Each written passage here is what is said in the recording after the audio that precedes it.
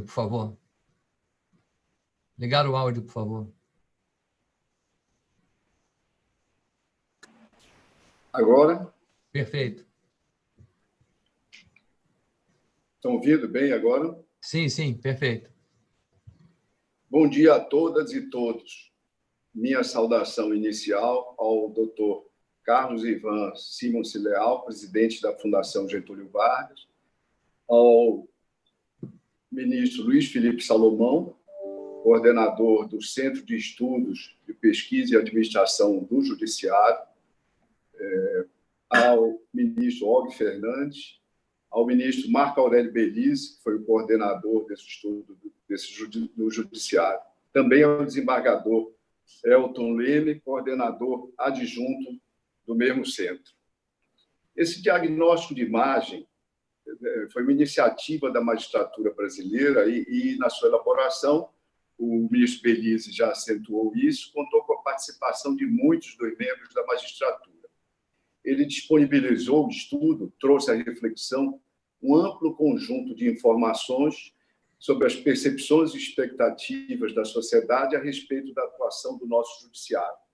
Da leitura dele, facilmente se percebe uma autêntica agenda da sociedade com suas aspirações relatadas com relação a esse poder.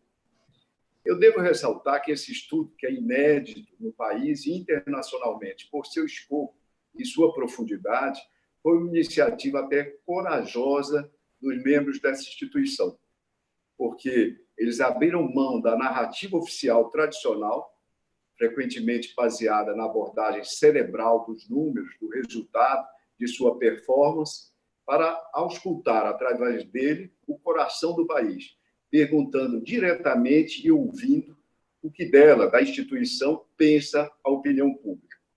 Quando eu apresentei os resultados desse estudo pela primeira vez, num seminário interno ainda, realizado em dezembro do ano passado, na FGV, no Rio de Janeiro, eu acentuei que as análises não ignoravam as características especiais do contexto em que havia se desenvolvido esse mesmo estudo. Chamei a atenção, naquele momento, para o fato de que tal atmosfera poderia se constituir, usei inclusive a expressão, no novo normal da sociedade brasileira. Pois hoje, no final do primeiro semestre do ano de 2020, pelos motivos que todos sabemos, a situação é ainda mais crítica. O judiciário se vê às voltas, como o ministro Og Fernandes sublinhou, do grande desafio de cumprir suas funções constitucionais em meio a um cenário imprevisível, inimaginável, trazido pela pandemia que, a duras penas, o país enfrenta. Uma ameaça que testa, como nunca antes, a capacidade de reação dos poderes do Estado, além da nossa solidariedade e resiliência como indivíduos e como sociedade. Na introdução do estudo, sublinhamos que ele foi desenvolvido num contexto de crise de representação, agudizada na última década, que atingiu as democracias em todo o mundo. Escândalos de corrupção, somados à instabilidade econômica, política e social, aumentaram a frustração com o sistema democrático, que não estaria promovendo o progresso, a melhoria da vida das pessoas, muito menos combatendo as desigualdades. Com efeito, diversos levantamentos citados no estudo davam conta da queda de confiança nas instituições, não apenas no Brasil, mas na América Latina, América do Norte e Europa também. Com o avanço das novas plataformas, possibilitando o compartilhamento de mensagens mais intenso e rápido, e a interação entre públicos antes não conectados, os cidadãos, de um lado, se tornaram mais exigentes com relação ao atendimento dos seus direitos, e, de outro, mais propensos a reações despropositadas, alimentadas por conteúdos falsos e descontextualizados. E aqui estamos falando das fake news, que, como as pesquisas demonstram, transitam no quadro de referências da população com uma velocidade 6 vezes maior que as news, que as notícias propriamente ditas. As tensões da relação entre o judiciário e o público em uma democracia representam um desafio especial. Vários autores já apontaram a confiança como requisito essencial para a sua legitimidade, observando que, quando se trata da sociedade, os fundamentos dessa confiança frequentemente podem ser mais subjetivos do que objetivos. Assim, o estudo da opinião pública descreve o que cidadãos pensam, baseados em suas crenças, nas informações a que têm acesso, nas suas experiências e nos seus sentimentos. As instituições, nessa linha de raciocínio, precisam de apoio difuso, isto é, de um nível de suporte da sociedade que independa da satisfação de curto prazo com os serviços ou resultados das suas decisões. Ou seja, para exemplificação, os cidadãos podem discordar de sentenças específicas dos tribunais, mas precisam continuar acreditando que eles, os tribunais, são o locus legítimo para a tomada de tais decisões. Conforme a pesquisa constatou, esse apoio difuso, que lastreia sua legitimidade, se expressa, no nosso caso, em grandes números. Assim, 83% dos brasileiros compreendem a importância do poder judiciário para a democracia. 59% dizem que vale a pena, sim, recorrer à justiça para garantir o cumprimento dos seus direitos. Embora o judiciário não saia incólume da nuvem de desconfiança que se abate sobre as instituições de modo geral. Ainda assim, entre os três poderes no nível federal, figura como a instituição que os brasileiros mais confiam, à frente da Presidência da República e do Congresso Nacional. No nosso estudo, a confiança no Poder Judiciário era de 52%, nível muito próximo ao aferido, por exemplo, na França, que foi de 53%, conforme a pesquisa informa, contribuindo certamente para a percepção de relevância do Poder Judiciário, vez que 60% reconhecem que as decisões do Supremo Tribunal Federal têm impacto no seu dia a dia como cidadãos. E para números próximos à metade da população, o Poder Judiciário tem prestado contribuições relevantes no combate à corrupção, à violência e à homofobia, entre outros temas.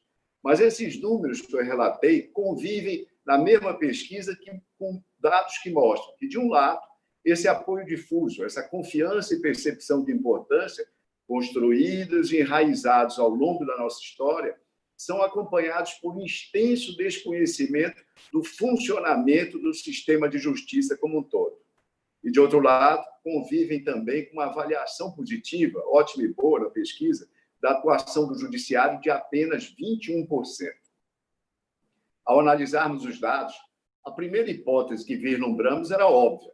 A primeira variável acima, ou seja, o nível de conhecimento baixo, poderia ser a chave explicativa da segunda variável, o desconhecimento como variável independente e preditora da baixa avaliação.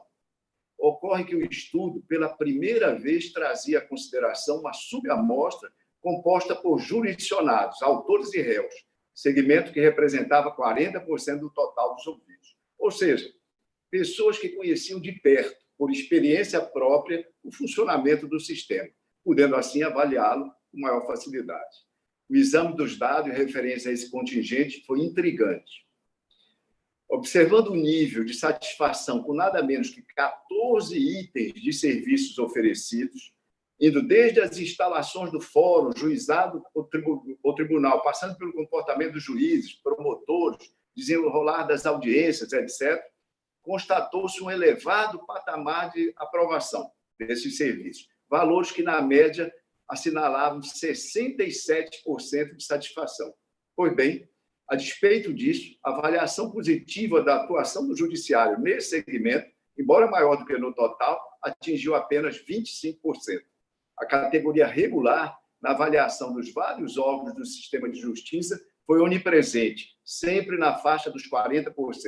Fosse no caso daqueles que receberam a melhor avaliação, como a Defensoria Pública dentro do sistema de justiça, fosse naqueles com avaliação positiva inferior, como o Supremo.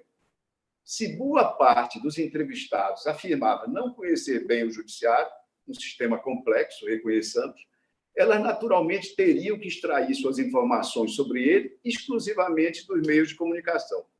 E qual o enfoque? Qual a valência predominante nas várias mídias, nas plataformas tradicionais e nas digitais, sobretudo televisão, telejornais e internet?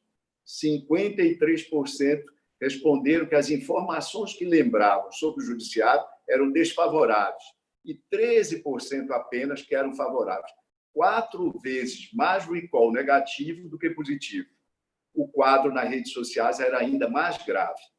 Para se ter uma ideia, o estudo examinou, em agosto de 2019, 9 milhões de tweets sobre o judiciário, 37 milhões de engajamentos em posts sobre o poder no Facebook. Verificou-se que 56% do engajamento das redes nesse tópico concernia ao Supremo. E observadas essas postagens relativas ao STF, constatou-se que 5% delas eram positivas, 22% neutras e 73% eram negativas. A hipótese com a qual concluímos o estudo naquele momento foi de que algo equivalente a uma espiral do silêncio ocorria naquele contingente de 40% da sociedade que avaliava o judiciário como um todo, como regular, incluindo aqueles 47% que, da mesma forma, avaliavam como regular especificamente o STF. Esse conceito, espiral do silêncio, foi desenvolvido pela cientista social alemã Noel Neumann, nas décadas últimas do século passado, e é bastante atual, em tempos de opinião pública alcançada todo o tempo pela mídia digital e pelas redes sociais. Segundo ele, diante de uma opinião intensamente manifestada e aparentemente predominante na sociedade, muitas pessoas deixam de manifestar, mencionar sua voz discordante para evitar isolamento social, evitar desengajamento com seus grupos de convivência, o que dá lugar a um movimento em espiral. Com o tempo, ou elas se omitem ou paulatinamente transformam sua opinião para se adequarem ao discurso majoritário. De acordo com essa hipótese, então, parte importante do contingente que expressava uma avaliação intermediária sobre a atuação do judiciário como um todo e dos seus componentes era composta por pessoas envolvidas em uma espiral de silêncio, diante do quadro de notícias maciçamente negativas sobre esse poder, quadro naturalmente agravado pelo cenário de desconfiança nas instituições democráticas em geral. Pois bem, sobrevindo à pandemia, o que era uma hipótese bastante plausível se viu confirmada de forma quase didática, como se fora um experimento laboratorial. O papel afirmativo, incisivo mesmo, da justiça em diversos momentos foi abraçado pela maioria dos meios de comunicação que reposicionaram a sua abordagem. A mídia passou a cobrir com valência mais positiva suas decisões, quer referentes aos procedimentos no combate aos efeitos da pandemia, quer nos seus pronunciamentos nos vários momentos em que as instituições democráticas foram contestadas. Resultado: o Instituto Datafolha, que em novembro do ano passado havia divulgado uma avaliação positiva do Supremo Tribunal Federal com percentual de 19%, exatamente o mesmo número do estudo da Associação dos Magistrados Brasileiros, realizado em agosto, publicou nova pesquisa em 30 de maio último, na qual a avaliação do Supremo teve um crescimento expressivo, chegando a 30 pontos percentuais, um avanço de quase 60% sobre o número anterior, marcando o início do esvaziamento da espiral do silêncio. Para concluir, vale enfatizarmos que a imagem do judiciário, percebida pela sociedade exposta nesse estudo, uma fotografia realizada antes da atual conjuntura, forneceu um roteiro que agora se tornou ainda mais importante. Como esse estudo aponta com números, a população demanda do judiciário, entre outras coisas, a aceleração do uso das novas tecnologias, como se viu no período do isolamento social, com processos judiciais eletrônicos e audiências virtuais, maior uso da inteligência artificial, maior utilização também dos caminhos alternativos da mediação e da conciliação judicial e extrajudicial. Ela quer maior participação do judiciário em ações sociais junto à população vulnerável, mais vulnerável agora do que nunca. Pede a redução dos prazos processuais, quer maior uso da justiça itinerante nos vazios demográficos, na ausência de maior capilaridade da sua estrutura. E a sociedade pede, sobretudo, e o ministro Og Fernandes, com felicidade, apontou isso antes, um esforço sistemático do judiciário para uma comunicação mais efetiva com ela, esclarecendo seus direitos e informando os procedimentos legais para protegê-los. por sua riqueza de dados, o estudo permite uma ampla reflexão, como dissemos, com um valioso subsídio para o planejamento de todo o judiciário, para que esse poder, que tanto avançou nessa conjuntura difícil de crise sanitária, possa avançar ainda mais no tempo que virá pós-pandemia. Obrigado a todos pela atenção. Muito obrigado, professor Lavareda. Agora passaremos a palavra para reflexões acadêmicas para o